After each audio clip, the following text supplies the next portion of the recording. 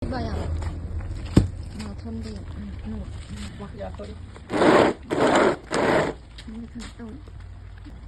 tôi lại được rung cọc đây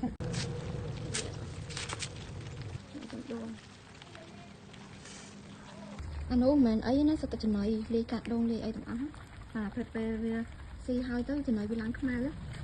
nóng sợ chết sợ đông cạn đông ấy chẳng បាទនេះគឺមួយរបស់យើងបងប្អូនគាត់ទិញចំនួន5ឈុតយកទៅចិញ្ចឹមឥឡូវនេះឃើញលទ្ធផលហើយគឺគាត់ផ្ញើមកឲ្យខ្ញុំបាទផ្ញើមកកបូលបាទគឺបានថាវិការគាត់ចាយភ្ជុំបិណ្ឌបាទគឺបានចំនួន10គីឡូតាមពិតទៅគាត់ថាបាន10គីឡូជាងប៉ុន្តែគាត់ទុកជុំជុំខ្លះចឹងណាបាទហើយគាត់ផ្ញើមកខ្ញុំនេះចំនួន10គីឡូនេះគឺលទ្ធផលដែលគ្នាយើងគាត់ចិញ្ចឹមហើយយកមកលក់ឲ្យខ្ញុំវិញបាទគឺខ្ញុំទទួលទិញធម្មតាបងប្អូនប៉ុន្តែខ្ញុំអត់ហ៊ានសន្យាថាត្រូវតែទិញ